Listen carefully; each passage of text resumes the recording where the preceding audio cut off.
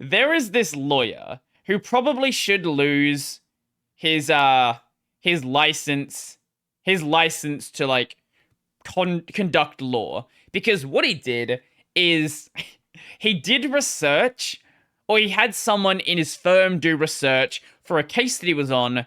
The case was involved a man suing an airline over an alleged personal industry injury. His legal team submitted a brief that cited several previous court cases in an attempt to prove, using precedent, why the case should move forward. Now, the problem is they use ChatGPT. Now, I would imagine they probably used 3.5. Maybe they used like 4.0, possibly, but probably the older version 3.5, because I don't know when this case actually happened. Because obviously, like, this happened 4 days ago, but I'm not sure when, like, the actual research was done for the case. If it was done, like, a month or two ago, which it probably would have been, then, yeah, it would definitely be 3.5.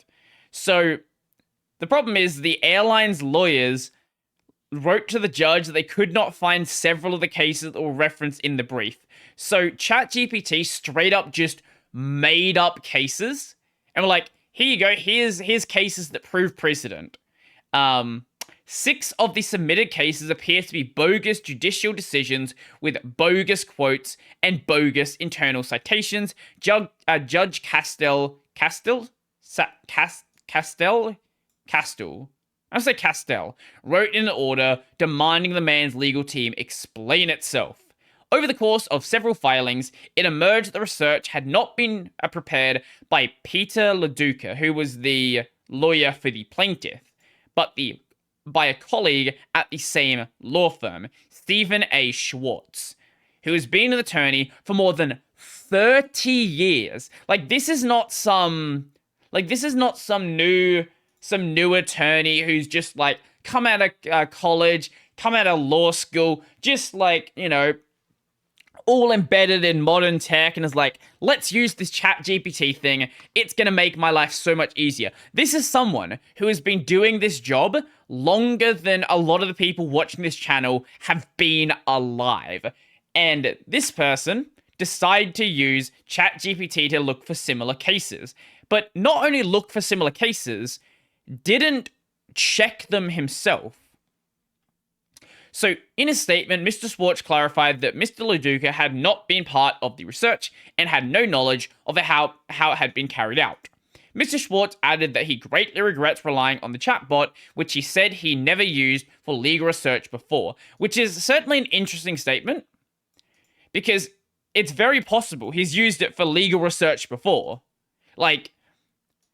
Obviously that's what he's saying, because that's what he needs to say to not lose his license to be an attorney. But this is the sort of thing where you want to be investigating what he's previously done, what research he's previously been involved with, because maybe this was the first time, and maybe the first time is when he got caught. But it's also possible that he's done it before and he's just not been caught. So he used it for this first time he used it for legal research and was unaware that its content could be false. He was unaware that the content could be false. He has vowed to never use AI to supplement his legal research in future without absolute verification of its authenticity. He didn't supplement it in this case. He used the AI and then didn't check any of the stuff that it returned.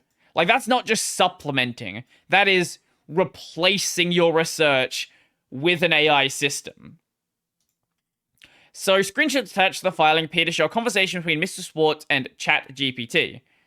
Is Varghese a real case? Reads one message referencing Varghese v. China Southern Airlines Co. Limited, one of the cases that no other lawyer could find. GPT responds that yes, it is, prompting S to ask, what is your source? After double-checking, ChatGPT responds that the case is real and can be found on legal reference databases such as LexisNexis and Westlaw. It says that the other cases as provided to Mr. Schwartz are also real. So ChatGPT is convinced that the cases that it provided are real. Both lawyers who work for the firm Levidow, Oberman have been ordered to explain why they should not be disciplined at an 8th of June hearing. Wait, they've been ordered to explain why they should not be disciplined. I really want to know what they try to say for that. I guess, Peter LaDuca could probably argue that he had no knowledge of the research being done, and assume that his co-worker was doing valid research. Basically just throwing his co-worker under the bus and trying to get him to, like, just take all the blame for it. But they could probably turn around and say, well, you as the lawyer probably should have double-checked this research to make sure that what's being said from this attorney at your law firm is also valid. I don't know how either of them, especially, well, Schwartz is not getting away from any punishment. Definitely not. But I'm very curious to see how this goes.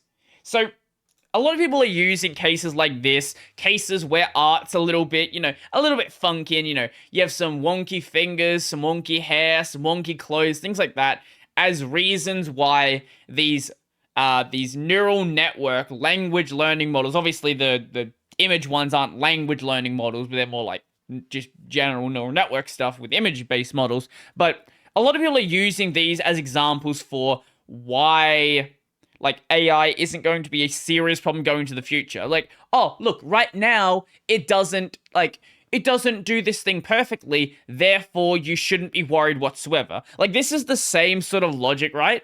As saying, hey, we shouldn't be worried about getting run over. We shouldn't be worried about car accidents, right? Because we are driving Model Ts, and Model Ts can't go that quickly. And if you crash a Model T, what? You're going to crash it? How quickly does a Model T go? Let's find out. Model T top speed. Oh, fuck. They actually go pretty quickly. 40 to 45 miles per hour. 65 to 70 Ks. Okay. Maybe that was a bad example, because they actually go relatively quickly. But, like, okay, we shouldn't be that worried about car crashes because, look, how often do car crashes happen? There's, like, 100 cars on the road. Like, we don't need to worry about protection. Like, that doesn't matter.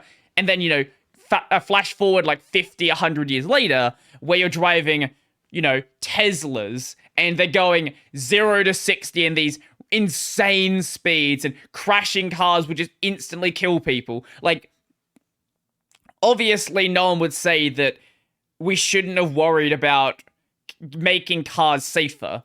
The same logic can be said about this AI. Right now, it has a lot of issues, and yeah, it can't do a lot of tasks. But as we go forward, things are going to get better. Things are going to get more powerful. GPUs are going to get better at handling these data models. We're going to have bigger data models. And as things go on, things are going to get better and better and better.